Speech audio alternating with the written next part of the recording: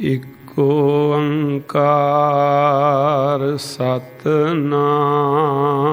करता पुरख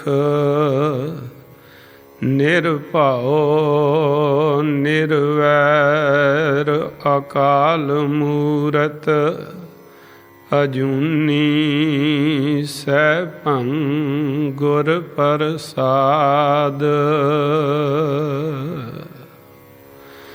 बाणी गुरु गुरु है बाणी विच बाणी अमृत सारे। गुरबाणी कहै सेवक जन मानै परतख गुरु निस्तारे। वाहिगुरु जी का खालसा वाहिगुरु जी की फतेह। सन्मान योग साध संगत, धन गुरु गोबिंद सिंह सच्चे पातशाह दसवें नानक जिन्हां दा नां लैंदियां ही अंदर चढ़दी कला बनदी है। मेरे पातशाह दे कौतक कह कह के कहे नहीं जाते हैं। ਸਾਹਿਬਾਂ ने हजूर साहब विखे गोदावरी दे कंढे अज आप धन श्री गुरु ग्रंथ साहिब जी दे अगे गुरता गद्दी दियां भेटावां रख के नमस्कार कीती है, परिक्रमा कीती है अते हुक्म कीता है आग्या भई अकाल की। तबै चलायो पंथ सब सिखण को हुक्म है, गुरु मान्यो ग्रंथ। और बेनती करदियां दसवें पातशाह ने गुरता गद्दी बख्शी है, पर पहले जामे तो ही शब्द दी वडियाई, शब्द दी मानता, शब्द दी महिमा आद गुरु नानक साहब जी दे वेलियां तो ही उजागर है। सिद्धां ने पुछया सी धन गुरु नानक पातशाह नूं, कवन गुरु जिसका तू चेला। ते सतगुरां ने आखिया सी शब्द गुरु सुरत धुन चेला। गुरु तां असल विच शब्द ही है, ते चेला जिहड़ी उस शब्द विच धुन लगी हुई है, सुरत जिहड़ी उहदे विच लगी हुई है, उही असल विच चेला है। तो गुरु नानक सच्चे पातशाह जिथे जिथे भी जगत विच गए बचन ने गुरमुख कोट उधार दा दे नावै एक कणी। सतगुरु जिथे जिथे गए नाम दियां कणियां, नाम दी बारिश होई, जगत दे उत्ते शब्द दे राहीं मेहरां वरताइयां धन गुरु नानक सच्चे पातशाह ने। और फिर मेरे पातशाह ने धुरों आई हुई बाणी दे नाल जगत नूं निहाल कीता। सतगुरु सच्चे पातशाह जगत नूं नाम बाणी नाल निहाल करदे जिथे ਉੱਥੇ ਧੁਰ ਕੀ ਬਾਣੀ ਕਹਿੰਦੇ ਨੇ ਸਤਿਗੁਰੂ ਸੱਚੇ ਪਾਤਸ਼ਾਹ ਨਾਲ ਨਾਲ ਸੰਭਾਲ ਰਹੇ ਨੇ। ਜੋ ਜੋ ਧੁਰ ਤੋਂ ਆ ਰਹੀ ਹੈ, ਜੋ ਜੋ ਸ਼ਬਦ ਆ ਰਹੇ ਨੇ ਉਸ ਅਕਾਲ ਪੁਰਖ ਦੇ ਦਰ ਤੋਂ। ਕਿਉਂਕਿ ਮੇਰੇ ਪਾਤਸ਼ਾਹ ਕਹਿੰਦੇ ਨੇ ਜੈਸੀ ਮੈਂ ਆਵੈ ਖਸਮ ਕੀ ਬਾਣੀ ਤੈਸੜਾ ਕਰੀ ਗਿਆਨ ਵੇ ਲਾਲੋ। ਇਹ ਖਸਮ ਦੀ ਬਾਣੀ ਹੈ। ਹੋਂ ਆਪੋਂ ਬੋਲ ਨਾ ਜਾਣਦਾ मैं कहिया सब हुक्म आओ जियो। ये तो उस करता पुरख दा हुक्म है, उस सच्चे दी बाणी है। तो साध संगत इसे तरह नाल तीसरे सतगुरां दे मुबारक बचन आपां पढ़दे हां। सतगुर सच्चे पातशाह कहंदे आवो सिख सतगुर के प्यारिओ गावो सच्ची बाणी। जिथे सच्ची बाणी गायन दी हदायत कीती है, उपदेश कीता है, उथे ये भी आखिया कि कच्ची बाणी तो बचे रहो। क्योंकि वो पानी विच मधानी है, उहदे विचों कुछ प्राप्त नहीं होएगा। तो फिर पंजवें पातशाह दे वेले ਉਹ ਸਮਾਂ ਆਣ ਬਣਿਆ, ਕਿਉਂਕਿ ਪੰਜਵੇਂ ਪਾਤਸ਼ਾਹ ਦੇ 3 ਵੱਡੇ ਕਾਰਜ ਨੇ ਜੋ ਮਹਾਨ ਕਾਰਜ ਸਤਿਗੁਰਾਂ ਨੇ ਕੀਤੇ। ਇੱਕ ਤਾਂ ਕੇਂਦਰੀ ਅਸਥਾਨ ਸ੍ਰੀ ਹਰਿਮੰਦਰ ਸਾਹਿਬ ਜੀ ਦੀ ਉਸਾਰੀ ਦਾ ਹੈ। ਦੂਸਰਾ ਸਾਧ ਸੰਗਤ ਜੀ ਧੰਨ ਸ੍ਰੀ ਗੁਰੂ ਗ੍ਰੰਥ ਸਾਹਿਬ ਪੋਥੀ ਸਾਹਿਬ ਜਿਹੜਾ ਹੈ ਤਿਆਰ ਕਰਵਾ ਕੇ ਹਰਿਮੰਦਰ ਸਾਹਿਬ ਵਿੱਚ ਉਹਦਾ ਪ੍ਰਕਾਸ਼ ਕਰਨਾ ਹੈ। ਤੇ ਤੀਸਰਾ ਸਾਧ ਸੰਗਤ ਜੀ ਉਹਨਾਂ ਦੀ ਮਹਾਨ ਸ਼ਹਾਦਤ ਹੈ। ਧੰਨ ਗੁਰੂ ਅਰਜਨ ਦੇਵ ਸੱਚੇ ਪਾਤਸ਼ਾਹ ਮਹਾਰਾਜ ਜਦੋਂ ਗੁਰੂ ਗ੍ਰੰਥ ਸਾਹਿਬ ਜੀ ਦੀ ਬੀੜ ਤਿਆਰ ਕੀਤੀ ਜਾਣੀ ਹੈ, ਅਮਲੀ ਤੌਰ ਤੇ ਇਹ ਕਾਰਜ ਬੜਾ ਵੱਡਾ ਹੈ। ਸਿੱਖਾਂ ਨੂੰ ਹੁਕਮਨਾਮੇ ਭੇਜੇ ਗਏ, ਜਿਨ੍ਹਾਂ ਕੋਲ ਜੋ ਵੀ ਬਾਣੀ ਹੈ ਸਾਹਿਬਾਂ ਦੀ ਉਹ ਲੈ ਕੇ ਪਹੁੰਚੇ। ਫਿਰ ਇਹਦੇ ਨਾਲ ਸਤਿਗੁਰ ਸੱਚੇ ਪਾਤਸ਼ਾਹ ਗੁਰੂ ਅਮਰਦਾਸ ਜੀ ਦੇ ਵੱਡੇ ਪੁੱਤਰ ਬਾਬਾ ਮੋਹਨ ਜੀ ਦੇ ਕੋਲ ਜਿਹੜੀਆਂ ਪੋਥੀਆਂ ਨੇ ਉਹ ਵੀ ਲੈ ਕੇ ਆਉਣੀਆਂ ਨੇ। ਔਰ ਗੁਰੂ ਅਰਜਨ ਪਾਤਸ਼ਾਹ ਜਿਨ੍ਹਾਂ ਨੂੰ ਗੁਰੂ ਅਮਰਦਾਸ ਪਿਤਾ ਜੀ ਨੇ ਇਹ ਬਖਸ਼ਿਸ਼ ਭਰੇ ਬੋਲਾਂ ਨਾਲ ਨਿਵਾਜਿਆ ਹੈ, ਦੋਹਿਥਾ ਬਾਣੀ ਕਾ ਬੋਹਿਥਾ, ਆਪ ਜੀ ਨੇ ਵੀ ਮਹਾਨ ਬੇਅੰਤ ਰਚਨਾ ਗੁਰੂ ਕੀ ਬਾਣੀ ਦੀ ਕੀਤੀ ਹੈ। ਸਤਿਗੁਰੂ ਸੱਚੇ ਪਾਤਸ਼ਾਹ ਨੇ ਸ੍ਰੀ ਅੰਮ੍ਰਿਤਸਰ ਸਾਹਿਬ ਦੀ ਪਾਵਨ ਧਰਤੀ ਦੇ ਉੱਤੇ, ਜਿੱਥੇ ਗੁਰਦੁਆਰਾ ਰਾਮਸਰ ਸਾਹਿਬ ਸੁਸ਼ੋਭਿਤ ਹੈ, ਉਸ ਅਸਥਾਨ ਦੇ ਉੱਤੇ ਬੈਠ ਕੇ ਭਾਈ ਗੁਰਦਾਸ ਜੀ ਨੂੰ ਗੁਰਬਾਣੀ ਲਿਖਣ ਦੀ ਸੇਵਾ ਵਿੱਚ ਲਾ ਕੇ ਗੁਰਦੁਆਰਾ ਰਾਮਸਰ ਸਰੋਵਰ ਵਿਖੇ ਸਤਿਗੁਰੂ ਸੱਚੇ ਪਾਤਸ਼ਾਹ ਜੀ ਬੈਠੇ ਹਨ, ਉਚਾਰਦੇ ਨੇ ਬਾਣੀ ਤੇ ਭਾਈ ਗੁਰਦਾਸ ਜੀ ਲਿਖ ਰਹੇ ਨੇ। ਸਾਧ ਸੰਗਤ ਜੀ ਗ੍ਰੰਥ ਸਾਹਿਬ ਤਿਆਰ ਹੋ ਗਏ ਨੇ, ਬੀੜ ਬੰਨੀ ਗਈ ਹੈ। ਔਰ ਧੰਨ ਗੁਰੂ ਅਰਜਨ ਦੇਵ ਸੱਚੇ ਪਾਤਸ਼ਾਹ ਹੁਣ ਵਿਚਾਰ ਰਹੇ ਨੇ ਵੀ ਇਹਦੀ ਸੇਵਾ ਕਿਹਨੂੰ ਬਖਸ਼ੀ ਜਾਏ। ਬਾਬਾ ਬੁੱਢਾ ਜੀ ਦੇ ਉੱਤੇ ਆ ਕੇ ਸੁਰਤ ਟਿਕ ਗਈ। ਇਹ ਸੇਵਾ ਬਾਬਾ ਬੁੱਢਾ ਜੀ ਨੂੰ ਬਖਸ਼ੀ ਗਈ। ਬਾਬਾ ਬੁੱਢਾ ਜੀ ਦੇ ਸੀਸ ਦੇ ਉੱਤੇ ਗੁਰੂ ਗ੍ਰੰਥ ਸਾਹਿਬ ਦੀ ਬੀੜ ਸੁਭਾਏਮਾਨ ਹੈ। ਗੁਰੂ ਅਰਜਨ ਪਾਤਸ਼ਾਹ ਚੌਰ ਕਰਦੇ ਆ ਰਹੇ ਨੇ, ਸੰਗਤਾਂ ਜੋਟੀਆਂ ਵਿੱਚ ਬਾਣੀ ਪੜ੍ਹਦੀਆਂ ਆ ਰਹੀਆਂ। ਸ੍ਰੀ ਹਰਿਮੰਦਰ ਸਾਹਿਬ ਵਿਖੇ ਪਹਿਲਾ ਪ੍ਰਕਾਸ਼ ਹੋਇਆ ਹੈ। ਬਾਬਾ ਬੁੱਢਾ ਜੀ ਤਾਬਿਆ ਬੈਠੇ ਨੇ। ਗੁਰੂ ਅਰਜਨ ਪਾਤਸ਼ਾਹ ਅੱਜ ਆਪ ਸੰਗਤ ਵਿੱਚ ਹੀ ਸੁਭਾਏਮਾਨ। ਬਾਬਾ ਬੁੱਢਾ ਜੀ ਨੂੰ ਆਖਦੇ ਨੇ, ਬੁੱਢਾ ਸਾਹਿਬ ਖੋਲੋ ਗ੍ਰੰਥ, ਲੈ ਆਵਾਜ਼ਾ ਸੁਣੇ ਸਭ ਪੰਥ, ਅਦਬ ਸਹਿਤ ਗ੍ਰੰਥ ਤਬ ਖੋਲਾ, ਲੈ ਆਵਾਜ਼ਾ ਬੁੱਢਾ ਤਬ ਬੋਲਾ। ਸੂਹੀ ਮਹੱਲਾ ਪੰਜਵਾਂ, ਸੰਤਾਂ ਕੇ ਕਾਰਜ ਆਪ ਖਲੋਇਆ, ਹਰ ਕੰਮ ਕਰਾਵਣ ਆਇਆ ਰਾਮ। ਸਾਧ ਸੰਗਤ ਇਦਾਂ ਪਹਿਲਾ ਪ੍ਰਕਾਸ਼ ਹੋਇਆ ਗੁਰੂ ਗ੍ਰੰਥ ਸਾਹਿਬ ਜੀ ਦਾ। ਮਹਾਨ ਗੁਰਬਾਣੀ ਜਿਸ ਦੇ ਵੀ ਹਿਰਦੇ ਵਿੱਚ ਵਸੇ, ਜਿਸ ਦੀ ਵੀ ਸੁਰਤ ਗੁਰੂ ਕੀ ਬਾਣੀ ਨਾਲ ਜੁੜੇ, ਅਗੰਮੀ ਰਸ ਨਾਲ ਹਿਰਦਾ ਭਰਪੂਰ ਹੋ ਜਾਂਦਾ ਹੈ। ਕਹਿੰਦੇ ਨੇ ਗੁਰੂ ਅਰਜਨ ਪਾਤਸ਼ਾਹ ਨੂੰ ਸਿੱਖਾਂ ਨੇ ਬੇਨਤੀ ਕੀਤੀ, ਮਹਾਰਾਜ ਜਦ ਆਪ ਸਾਖਸ਼ਾਤ ਹਾਜ਼ਰ ਹੋ ਤੋ ਪੀੜਾ ਸਾਹਿਬ ਦੇ ਉੱਤੇ ਗ੍ਰੰਥ ਸਾਹਿਬ ਸੁਭਾਏਮਾਨ ਕੀਤੇ ਗਏ ਨੇ। ਤੇ ਧੰਨ ਗੁਰੂ ਅਰਜਨ ਪਾਤਸ਼ਾਹ ਕਹਿੰਦੇ ਨੇ, ਸਤਿਗੁਰ ਕੇ ਸਰੀਰ ਹੈ ਜੋ, ਸਭ ਥਾਨ ਸਮੈ ਸਭ ਨਾ ਦਰਸੇ ਹੈ। ਗ੍ਰੰਥ ਰਿਦਾ ਗੁਰ ਕੋ ਇਹ ਜਾਨੋ, ਉੱਤਮ ਹੈ ਸਭ ਕਾਲ ਰਹੈ। ਇਹ ਗੁਰੂ ਗ੍ਰੰਥ ਸਾਹਿਬ ਗੁਰੂ ਸਾਹਿਬਾਂ ਦਾ ਹਿਰਦਾ ਹੈ ਔਰ ਇਹ ਸਾਰੇ ਸਮਿਆਂ ਵਿੱਚ ਤੇ ਸਭਨੀ ਥਾਈਂ ਬਖਸ਼ਿਸ਼ ਕਰਦਾ ਹੈ।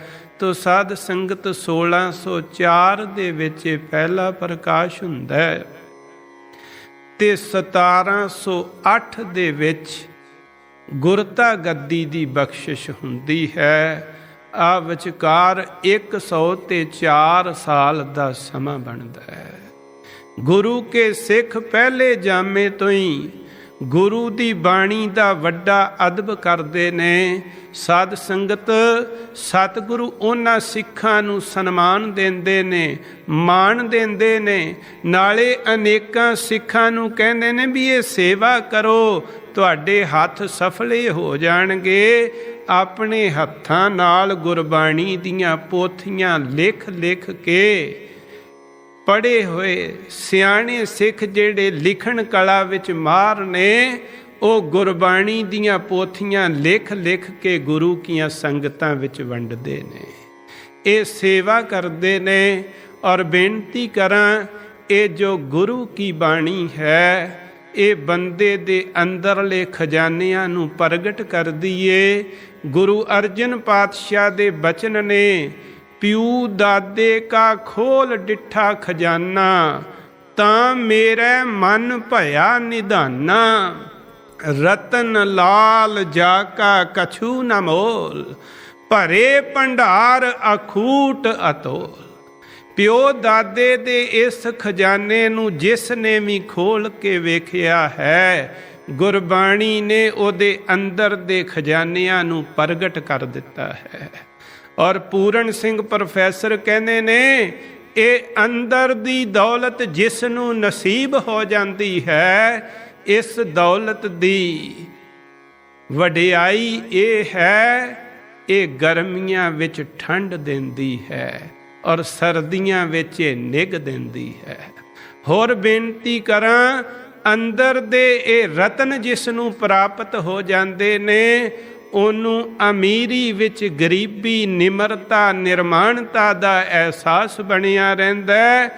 ਤੇ ਜੇਕਰ ਉਹ ਗਰੀਬ ਵੀ ਹੋਵੇ ਤੇ ਸਾਧ ਸੰਗਤ ਜੀ, ਉਹਦੇ ਅੰਦਰ ਸ਼ਹਿਨਸ਼ਾਹੀ ਰੰਗ ਸਦਾ ਬਰਕਰਾਰ ਰਹਿੰਦੇ ਨੇ, ਕਿਉਂਕਿ ਇਹ ਬਾਣੀ ਉਸ ਥਾਂ ਤੇ ਲੈ ਜਾਂਦੀ ਹੈ ਜਿੱਥੇ ਮੇਰੇ ਪਾਤਸ਼ਾਹ ਕਹਿੰਦੇ ਨੇ, ਨਾਨਕ ਭਗਤਾਂ ਸਦਾ ਵਿਗਾਸ। ਇਹ ਬਾਣੀ ਸਦਾ ਦਾ ਖੇੜਾ ਬਖਸ਼ਦੀ ਹੈ। ਔਰ ਜਿਨ੍ਹਾਂ ਗੁਰਮੁਖਾਂ ਦੀ ਸੁਰਤ ਸ਼ਬਦ ਦੇ ਨਾਲ ਜੁੜ ਜਾਂਦੀ ਹੈ, ਕਹਿੰਦੇ ਨੇ ਇਹ ਜੁੜੀ ਹੋਈ ਸੁਰਤ ਆਕਾਸ਼ ਜੈਸੀ ਵਿਸ਼ਾਲਤਾ ਵਿੱਚ ਤੇ ਉਚਾਈ ਵਿੱਚ ਚਲੇ ਜਾਂਦੀ ਹੈ। ਇਹ ਸਮੁੰਦਰਾਂ ਵਰਗੀ ਗਹਿਰਾਈ ਤੇ ਰਤਨਾਂ ਦੇ ਨਾਲ ਭਰਪੂਰ ਹੋ ਜਾਂਦੀ ਹੈ। ਧੰਨ ਗੁਰੂ ਰਾਮਦਾਸ ਪਾਤਸ਼ਾਹ ਤਾਂ ਕਹਿੰਦੇ ਨੇ, ਰਤਨਾ ਰਤਨ ਪਦਾਰਥ ਬਹੁ ਸਾਗਰ ਭਰਿਆ ਰਾਮ, ਬਾਣੀ ਗੁਰਬਾਣੀ ਲਾਗੇ ਤਿਨ ਹੱਥ ਚੜਿਆ ਰਾਮ। ਜਿਹੜੇ ਬਾਬੇ ਦੀ ਬਾਣੀ ਨਾਲ ਜੁੜ ਗਏ ਸਾਧ ਸੰਗਤ ਜੀ, ਉਹਨਾਂ ਦਾ ਅੰਦਰ ਸਮੁੰਦਰ ਵਰਗਾ ਵਿਸ਼ਾਲ ਵੀ ਹੋ ਜਾਂਦਾ, ਰਤਨਾਂ ਨਾਲ ਭਰਪੂਰ ਵੀ ਹੋ ਜਾਂਦਾ। ਤੇ ਬੇਨਤੀ ਕਰਾਂ, ਪਰਮੇਸ਼ਰ ਦਾ ਨਾਮ ਹੱਥ ਚੜ ਜਾਂਦਾ ਹੈ। ਜਿਵੇਂ ਕਹਿੰਦੇ ਨੇ ਨਾ, ਫਲਾਣਾ ਕੰਮ ਤੇ ਮੇਰੇ ਹੱਥ ਚੜਿਆ, ਬੜਾ ਸੁਖ ਹੈ। ਇੱਦਾਂ ਜਿਹੜੇ ਗੁਰੂ ਦੀ ਬਾਣੀ ਨਾਲ ਜੁੜ ਜਾਂਦੇ ਨੇ ਸਾਧ ਸੰਗਤ, ਪਰਮੇਸ਼ਰ ਦਾ ਨਾਮ ਸੁਤੇ ਹੀ ਉਹਨਾਂ ਦੇ ਅੰਦਰ ਚੱਲਣ ਲੱਗ ਪੈਂਦਾ।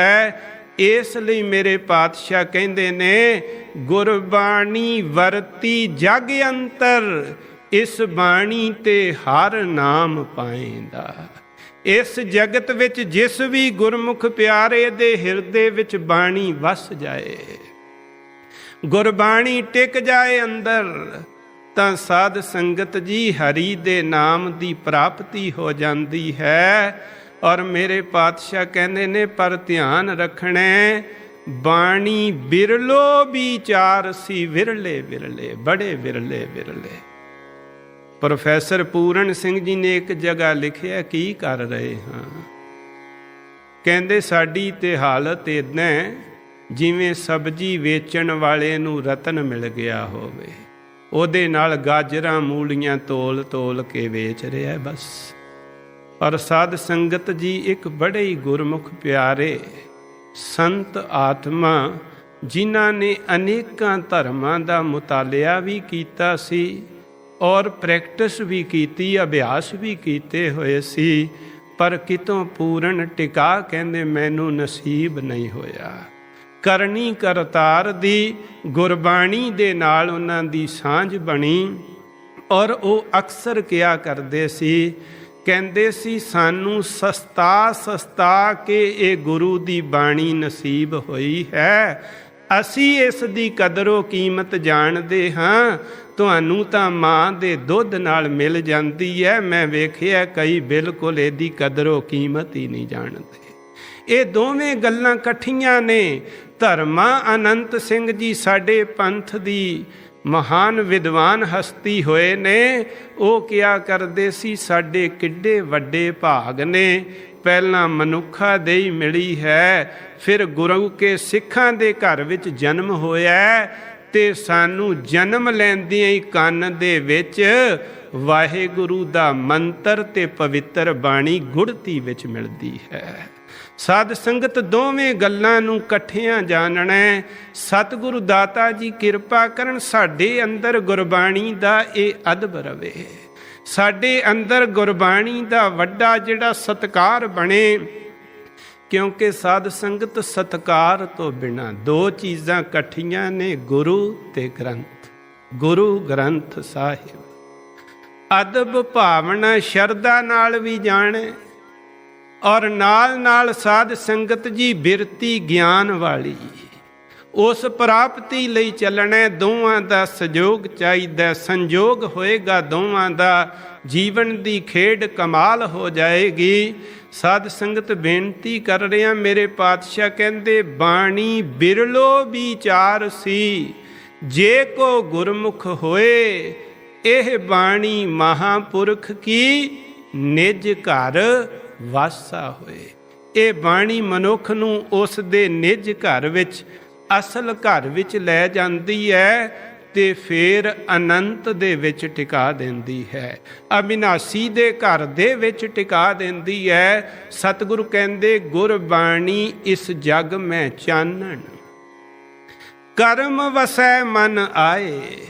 ਗੁਰਬਾਣੀ ਇਸ ਜਗਤ ਵਿੱਚ ਚਾਨਣ ਹੈ, ਰੌਸ਼ਨੀ ਹੈ, ਗਿਆਨ ਹੈ,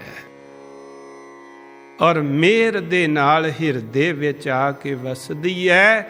ਜਿਨ੍ਹਾਂ ਦੇ ਹਿਰਦੇ ਵਿੱਚ ਵਸ ਜਾਏ ਉਹਨਾਂ ਦੇ ਅੰਦਰ ਸਦਾ ਦਾ ਇਹ ਦੀਵਾ ਜਗ ਪੈਂਦਾ ਹੈ। ਸਦਾ ਦਾ ਦੀਵਾ ਅੰਦਰ ਜਲਦਾ ਹੈ। ਔਰ ਬਾਣੀ ਦੇ ਬਚਨ ਨੇ ਪੋਥੀ ਪੁਰਾਣ ਕਮਾਈਐ, ਭਉ ਵੱਟੀ ਇਤ ਤਨ ਪਾਈਐ, ਸੱਚ ਬੂਝਣ ਆਣ ਜਲਾਈਐ। ਇਹ ਤੇਲ ਦੀਵਾ ਇਉਂ ਜਲੈ, ਕਰ ਚਾਨਣ ਸਾਹਿਬ ਤਉ ਮਿਲੈ।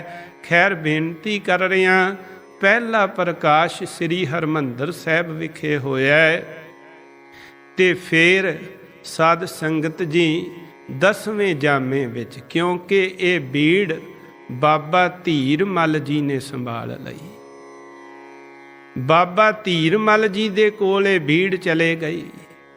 ਔਰ ਇਹ ਵੀ ਕੌਤਕ ਸੀ ਮੇਰੇ ਪਾਤਸ਼ਾਹ ਦਾ। ਭਾਵੇਂ ਇੱਕ ਵਾਰੀ ਮੱਖਣ ਸ਼ਾਹ ਲੁਬਾਣਾ ਲੈ ਵੀ ਆਏ ਸਨ, ਪਰ 9ਵੇਂ ਸਤਿਗੁਰਾਂ ਦੀ ਦਿਵ ਦ੍ਰਿਸ਼ਟੀ, ਕੌਤਕ ਵੱਡੇ ਨੇ ਮੇਰੇ ਪਾਤਸ਼ਾਹ ਦੇ, ਅਸੀਂ ਥਾਹ ਨਹੀਂ ਪਾ ਸਕਦੇ।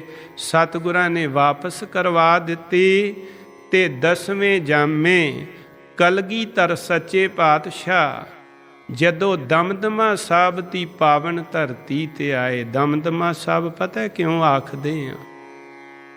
ਜਦੋਂ ਆਨੰਦਪੁਰ ਸਾਹਿਬ ਤੋਂ ਚੱਲੇ 10ਵੇਂ ਸਤਿਗੁਰੂ, ਅਨੇਕਾਂ ਥਾਵਾਂ ਅਨੇਕਾਂ ਜੰਗ ਰਮਾਏ, ਬੜੇ ਕੌਤਕ ਕੀਤੇ, ਪਰ ਕਹਿੰਦੇ ਆ ਸਾਬੋ ਕੀ ਤਲਵੰਡੀ ਆ ਕੇ ਸਤਿਗੁਰਾਂ ਨੇ ਕਮਰ ਕੱਸਾ ਖੋਲਿਆ, ਦਮ ਲਿਆ, ਤੇ ਇਹਨੂੰ ਕਹਿੰਦੇ ਨੇ ਦਮਦਮਾ ਸਾਹਿਬ।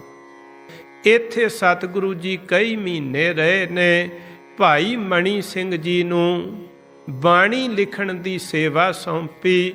ਗੁਰੂ ਗੋਬਿੰਦ ਸਿੰਘ ਸੱਚੇ ਪਾਤਸ਼ਾਹ ਆਪਣੇ ਕੰਠੋਂ ਸਾਰੀ ਗੁਰੂ ਗ੍ਰੰਥ ਸਾਹਿਬ ਦੀ ਬਾਣੀ ਦਾ ਉਚਾਰਨ ਕਰਦੇ ਨੇ, ਔਰ ਭਾਈ ਮਣੀ ਸਿੰਘ ਜੀ ਲਿਖ ਰਹੇ ਨੇ। ਇੱਦਾਂ ਸਾਧ ਸੰਗਤ ਗੁਰੂ ਗ੍ਰੰਥ ਸਾਹਿਬ ਜੀ ਦੀ ਬੀੜ ਇੱਥੇ ਦਮਦਮਾ ਸਾਹਿਬ ਵਿਖੇ ਕਲਗੀਧਰ ਪਾਤਸ਼ਾਹ ਨੇ ਸੰਪੂਰਨ ਕਰਵਾਈ ਹੈ। ਔਰ ਇੱਥੋਂ ਫਿਰ ਸਤਿਗੁਰੂ ਅੱਗੇ ਤੁਰਦੇ ਨੇ ਜਦੋਂ, ਮੇਰੇ ਪਾਤਸ਼ਾਹ ਦਮਦਮਾ ਸਾਹਿਬ ਤੋਂ ਚੱਲ ਕੇ ਜਦੋਂ ਸੋਹਣੇ ਸਤਿਗੁਰੂ ਹਜੂਰ ਸਾਹਿਬ ਪਹੁੰਚਦੇ ਨੇ, ਉੱਥੇ ਸਤਿਗੁਰਾਂ ਨੇ ਗੁਰੂ ਗ੍ਰੰਥ ਸਾਹਿਬ ਜੀ ਦੇ ਅੱਗੇ ਗੁਰਿਆਈ ਦੀ ਭੇਟਾ ਰੱਖਦਿਆਂ ਹੋਇਆਂ ਨਮਸਕਾਰ ਕੀਤੀ, ਪਰਿਕਰਮਾ ਕੀਤੀ ਤੇ ਗੁਰਿਆਈ ਬਖਸ਼ੀ। ਔਰ ਸਾਧ ਸੰਗਤ ਜੀ ਸਾਨੂੰ ਹੁਕਮ ਕੀਤਾ, ਆਗਿਆ ਭਈ ਅਕਾਲ ਕੀ, ਤਬੈ ਚਲਾਇਓ ਪੰਥ, ਸਭ ਸਿੱਖਣ ਕੋ ਹੁਕਮ ਹੈ, ਗੁਰੂ ਮਾਨਿਓ ਗ੍ਰੰਥ। ਗੁਰੂ ਗ੍ਰੰਥ ਜੀ ਮਾਨਿਓ, ਪ੍ਰਗਟ ਗੁਰਾਂ ਕੀ ਦੇਹ, ਜੋ ਪ੍ਰਭ ਕੋ ਮਿਲ ਬੋਚ ਹੈ, ਖੋਜ ਸ਼ਬਦ ਮੈਂ ਲੈ। ਸਾਧ ਸੰਗਤ, ਸਾਡੇ ਗ੍ਰੰਥਾਂ ਵਿੱਚ ਲਿਖਿਆ ਹੈ ਕਿ ਇੱਕ ਵੇਰਾ ਭਾਈ ਨੰਦ ਲਾਲ ਜੀ ਨੇ ਧੰਨ ਗੁਰੂ ਗੋਬਿੰਦ ਸਿੰਘ ਸੱਚੇ ਪਾਤਸ਼ਾਹ ਦੇ ਚਰਨਾਂ ਵਿੱਚ ਸਿੱਖਾਂ ਵੱਲੋਂ ਇੱਕ ਬੇਨਤੀ ਕੀਤੀ ਹੈ, ਸਤਿਗੁਰੂ ਤੁਹਾਡੇ ਦਰਸ਼ਨ ਅਸੀਂ ਕਿਵੇਂ ਕਰ ਸਕਦੇ ਹਾਂ? ਤੇ ਕਲਗੀਧਰ ਪਾਤਸ਼ਾਹ ਕਹਿੰਦੇ ਨੇ, ਤੀਨ ਰੂਪ ਹੈ ਮੋਹੇ ਕੇ, ਸੁਣੋ ਨੰਦ ਚਿਤ ਲਾਏ, ਨਿਰਗੁਣ ਸਰਗੁਣ ਗੁਰ ਸ਼ਬਦ ਕਹੋਂ ਤੋਹੇ ਸਮਝਾਏ। ਕਹਿੰਦੇ ਪਾਤਸ਼ਾਹ ਹੋਰ ਮੇਰਾ ਕਰ ਦਿਓ। ਸਤਿਗੁਰੂ ਦਾਤਾ ਜੀ ਕਹਿਣ ਲੱਗੇ, ਏਕ ਰੂਪ ਤੇਹ ਗੁਣ ਤੇ ਪਰੇ, ਨੇਤ ਨੇਤ ਜਾ ਕੋ ਨਿਗਮ ਉਚਰੇ, ਘਟ ਘਟ ਵਿਆਪਕ ਅੰਤਰ ਜਾਮੀ, ਪੂਰ ਰਹਿਓ ਜਿਉ ਜਲ ਘਟ ਭਾਨੀ। ਨੰਦ ਲਾਲ ਮੇਰੇ ਤਿੰਨ ਰੂਪ ਨੇ, ਨਿਰਗੁਣ ਸਰਗੁਣ ਤੇ ਗੁਰ ਸ਼ਬਦ। ਕਹਿੰਦੇ ਮੇਰਾ ਨਿਰਗੁਣ ਰੂਪ ਹੈ ਜਿਹੜਾ, ਉਹ ਐਸਾ ਹੈ ਜਿਹਨੂੰ ਵੇਦਾਂ ਵਿੱਚ ਨੇਤ ਨੇਤ ਨੇਤੀ ਨੇਤੀ ਕਿਹਾ ਗਿਆ ਹੈ। ਤੇ ਕਹਿੰਦੇ ਉਹ ਘਟ ਘਟ ਦੇ ਵਿੱਚ ਵਿਆਪਕ ਹੈ, ਜਿਵੇਂ ਆਕਾਸ਼ ਦਾ ਚੰਦਰਮਾ ਧਰਤੀ ਤੇ ਪਏ ਹੋਏ ਪਾਣੀ ਦੇ ਹਰੇਕ ਘੜੇ ਵਿੱਚ ਦਿਖਾਈ ਦਿੰਦਾ ਹੈ। ਕਹਿੰਦੇ ਦੂਸਰਾ ਮੇਰਾ ਰੂਪ ਹੈ ਜਿਹੜਾ ਧੰਨ ਗੁਰੂ ਗ੍ਰੰਥ ਸਾਹਿਬ ਜੀ ਹਨ। दूसर रूप ग्रंथ जी जान, इनको अंग मेरे कर मान, जो सिख मम दर्शन की चाहे, दर्शन करे ग्रंथ जी आए। जो मम बचन सुनन की चाहे, ग्रंथ जी पढ़े सुने चित लाए। मेरा रूप ग्रंथ जी जान, इनमें भेद नहीं कछ जान। कहंदे मेरा दूसरा रूप है गुरु ग्रंथ साहिब। कहंदे जेड़े सिख नूं इच्छा है गुरु दे दीदारियां दी, ਸ਼ਰਧਾ ਨਾਲ ਪ੍ਰੇਮ ਨਾਲ ਆ ਕੇ ਗੁਰੂ ਗ੍ਰੰਥ ਸਾਹਿਬ ਜੀ ਦੇ ਦਰਸ਼ਨ ਦੀਦਾਰੇ ਕਰੇ। ਕਹਿੰਦੇ ਹੋਰ ਪ੍ਰੇਮ ਜਾਗਿਆ ਚਿੱਤ ਕਰਦਾ ਗੁਰੂ ਦੇ ਬਚਨ ਸੁਣਨੇ ਨੇ। ਕਹਿੰਦੇ ਸ਼ਰਧਾ ਪਿਆਰ ਨਾਲ ਗੁਰੂ ਗ੍ਰੰਥ ਸਾਹਿਬ ਜੀ ਦੀ ਬਾਣੀ ਦਾ ਪਾਠ ਕਰੇ, ਅਦਬ ਨਾਲ ਗੁਰੂ ਗ੍ਰੰਥ ਸਾਹਿਬ ਜੀ ਦੀ ਬਾਣੀ ਦਾ ਪਾਠ ਕਰੇ। ਤੇ ਕਹਿੰਦੇ ਮੇਰੇ ਬਚਨ ਸੁਣਨ ਦਾ ਉਹਨੂੰ ਆਨੰਦ ਆ ਜਾਏਗਾ। ਭਾਈ ਨੰਦ ਲਾਲ ਜੀ ਕਹਿੰਦੇ ਸਤਿਗੁਰੂ ਤੀਸਰਾ ਰੂਪ, ਕਹਿੰਦੇ ਤੀਸਰ ਰੂਪ ਸਿੱਖ ਹੈ ਮੋਰ, ਗੁਰਬਾਣੀ ਰਤ ਜਿਹ ਨਿਸਭੋਰ। ਕਹਿੰਦੇ ਤੀਸਰਾ ਮੇਰਾ ਸਿੱਖ ਵੀ ਮੇਰਾ ਰੂਪ ਹੈ, ਪਰ ਨੰਦ ਲਾਲ ਧਿਆਨ ਰੱਖੀ ਜਿਹੜਾ ਦਿਨੇ ਰਾਤ ਬਾਣੀ ਦੇ ਵਿੱਚ ਰੰਗਿਆ ਰਹਿੰਦਾ ਹੈ, ਜਿਹੜਾ ਚਾਅ ਨਾਲ ਗੁਰੂ ਦੇ ਦੁਆਰੇ ਪਹੁੰਚਦਾ ਹੈ।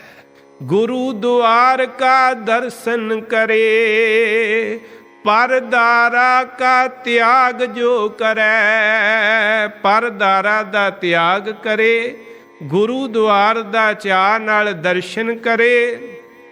ਔਰ ਫਿਰ ਕਹਿੰਦੇ ਗੁਰ ਸਿੱਖ ਸੇਵਾ ਕਰੇ ਚਿਤ ਲਾਏ, ਆਪਾ ਮਨ ਕਾ ਸਗਲ ਮਿਟਾਏ। ਗੁਰੂ ਕੇ ਸਿੱਖਾਂ ਦੀ ਸੇਵਾ ਚਾਉ ਨਾਲ ਕਰੇ ਕਿਉਂਕਿ ਮੇਰੇ ਪਾਤਸ਼ਾਹ ਕਹਿੰਦੇ ਨੇ, ਮਾਤਾ ਪ੍ਰੀਤ ਕਰੇ ਪੁੱਤ ਖਾਏ, ਮੀਨੇ ਪ੍ਰੀਤ ਭਈ ਜਲ ਨਹਾਏ, ਸਤਿਗੁਰ ਪ੍ਰੀਤ ਗੁਰ ਸਿੱਖ ਮੁਖ ਪਾਏ। ਨੰਦ ਲਾਲ ਜਿਹੜਾ ਗੁਰਸਿੱਖਾਂ ਦੀ ਸੇਵਾ ਚਾਉ ਨਾਲ ਕਰਦਾ, ਗੁਰਸਿੱਖ ਸੇਵਾ ਕਰੇ ਚਿਤ ਲਾਏ, ਆਪਾ ਮਨ ਕਾ ਸਗਲ ਮਿਟਾਏ, ਇਨ ਕਰਮਨ ਮੈਂ ਜੋ ਪ੍ਰਧਾਨ, ਸੋ ਸਿੱਖ ਰੂਪ ਮੇਰਾ ਪਹਿਚਾਨ। ਤੋ ਸਾਧ ਸੰਗਤ ਬੇਨਤੀ ਕਰਾਂ, ਇੱਥੇ ਧਿਆਨ ਦੇਣ ਵਾਲੀ ਗੱਲ ਇਹ ਹੈ ਕਿ ਇੱਕ ਜਿਹੜਾ ਹੈ ਮੇਰਾ ਰੂਪ ਸਤਿਗੁਰੂ ਕਹਿੰਦੇ ਨਿਰਗੁਣ, ਪਰ ਉਹਦੀ ਸੋਝੀ ਵੀ ਬਾਣੀ ਦੇ ਰਾਹੀਂ ਹੁੰਦੀ ਹੈ। ਉੱਥੇ ਤੱਕ ਪਹੁੰਚ ਵੀ ਨਾਨਕ ਹਰ ਗੁਣ ਗਾਏ, ਅਲਖ ਪ੍ਰਭ ਲਖੀਐ, ਉੱਥੇ ਤੱਕ ਪਹੁੰਚ ਗੁਰਬਾਣੀ ਰਾਹੀਂ। ਤੇ ਦੂਸਰਾ ਰੂਪ ਕਹਿੰਦੇ ਗੁਰੂ ਗ੍ਰੰਥ ਸਾਹਿਬ, ਤੀਸਰਾ ਜਿਹੜਾ ਰੂਪ ਮੇਰਾ ਸਿੱਖ, ਪਰ ਉਹ ਵੀ ਜਿਹੜਾ ਬਾਣੀ ਦੇ ਵਿੱਚ ਰੰਗਿਆ ਰਹਿੰਦਾ ਹੈ। ਇਸ ਵਾਸਤੇ ਭਾਈ ਗੁਰਬਾਣੀ ਸਰਬੋਤਮ ਹੈ। ਇਸ ਲਈ ਸਾਨੂੰ ਸਤਿਗੁਰਾਂ ਦੀ ਆਗਿਆ ਹੈ ਭਾਈ ਗੁਰੂ ਦੇ ਸ਼ਬਦ ਨਾਲ ਜੁੜਨਾ। ਤੇ ਭਾਈ ਗੁਰਦਾਸ ਕਹਿੰਦੇ ਨੇ, ਗੁਰ ਮੂਰਤ ਗੁਰ ਸ਼ਬਦ ਹੈ, ਗੁਰੂ ਦੀ ਮੂਰਤੀ ਗੁਰੂ